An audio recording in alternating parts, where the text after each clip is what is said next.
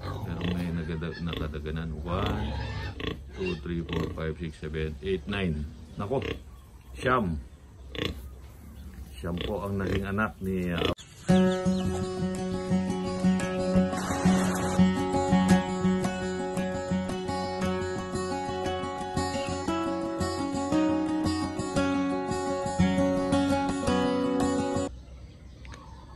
Magandang araw po.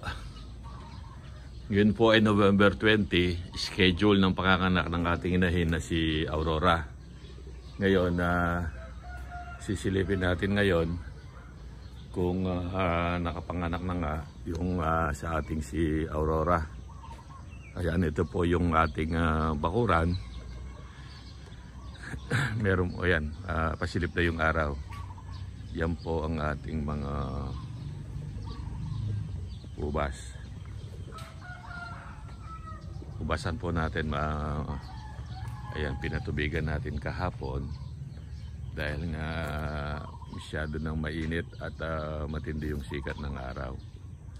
So titingnan natin, papasok po tayo dito sa ating maliit na babuyan. Ito yung ating mga bibi naman. Yan, meron pa rin tayong mga manok. Ayan. Ito po yung ano natin, yung ipa. Kaya marami tayong ipa sa ngayon, no?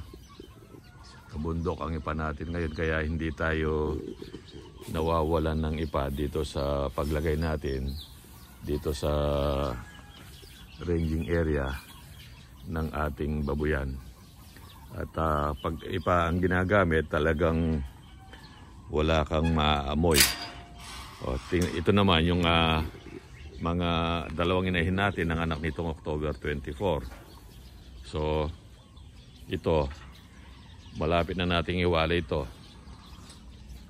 Sana makapagparami na tayo. Huwag muna tayong magbenta ng mga biik, kasi sa ngayon pa lang marami nang nagtatanong.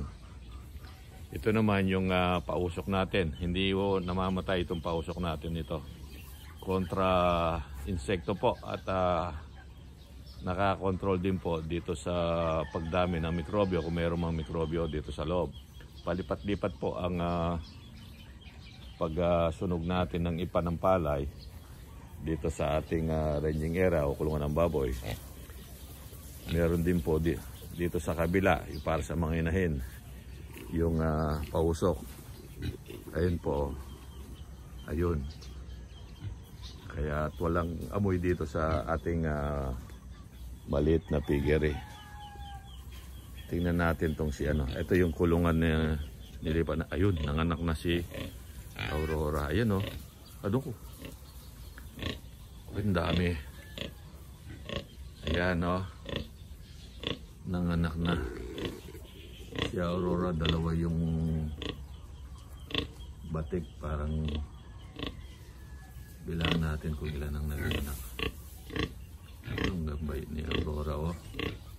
1, 2, 3, 4, 5, 6, 7, 8.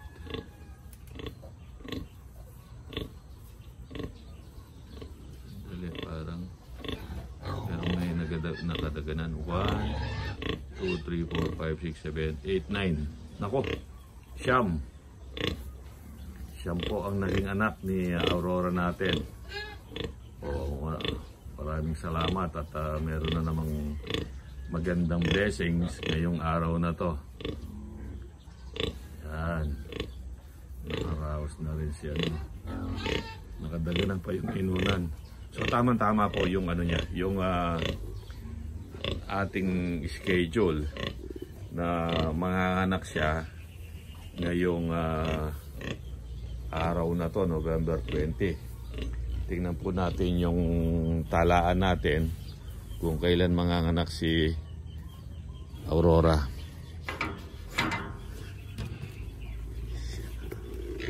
Ito po yung talaan natin.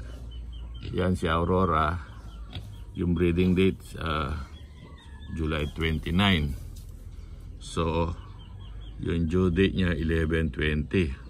So tamang-tama nga yung ano niya, eksakto. Eksakto yung panganganak niya sa naka-schedule na nakasulat dito sa ating talaan. So, ayan. Sana makapagparami pa tayo. Ito namang dalawa na to dito sa dalawang ano na to na mate na to. Ewan ko kung sila'y nakarga na dahil pinakastahan na natin sa ating durok. So pag nakakastahan na to, wala pa kasing sinyales na nag-reheat. Ito iwawalay na, ililipat na natin to, sasama na natin doon sa mga buntis.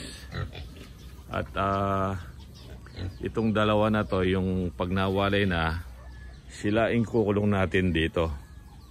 Yan. Pag winalay na natin ang kanilang mga biik. Ito namang si Durok.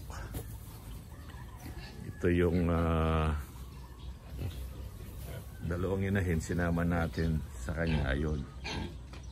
Dito sila namamalagi. Nagkahiwalay po. Kapag mayroong bagong walay, sasama na natin dito sa ating bulugan para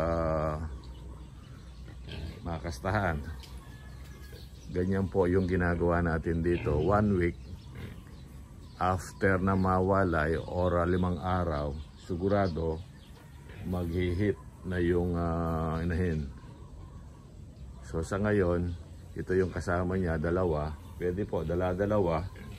Ilan lang yung inahin natin. Siyam pa lang.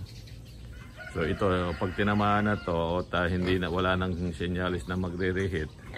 So ililipat na natin doon sa kabilang ranging area na puro mga inahin. So at ganyan po yung style natin dito sa ating maliit na babuyan.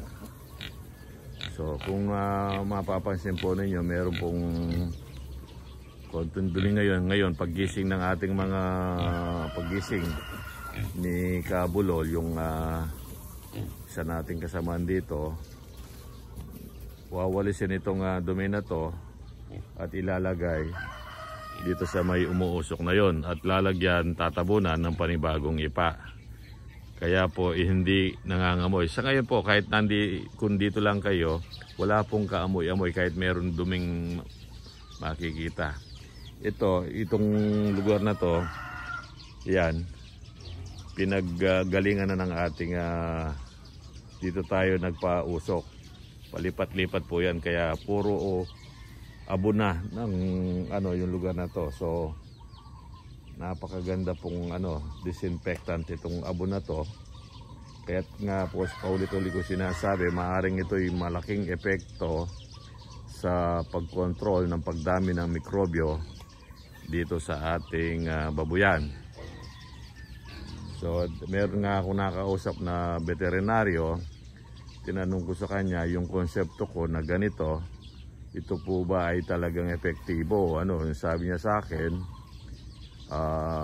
magtanong ka doon sa baka may gumagawang thesis na ganyan para malaman natin kung talaga ito epektibo. Pero sabi niya, maganda ang konsepto mo, walang amoy, at alam ko kanya yung ipa ng baboy, o ipa ng palay, ang kapag ginawa mong bedding siya talagang maganda, at kapag yung abo naman ay deodorizer at talagang nakakapag-control ng mikrobyo sa babuyan. O sige po, at maraming salamat po at happy farming po sa inyong lahat.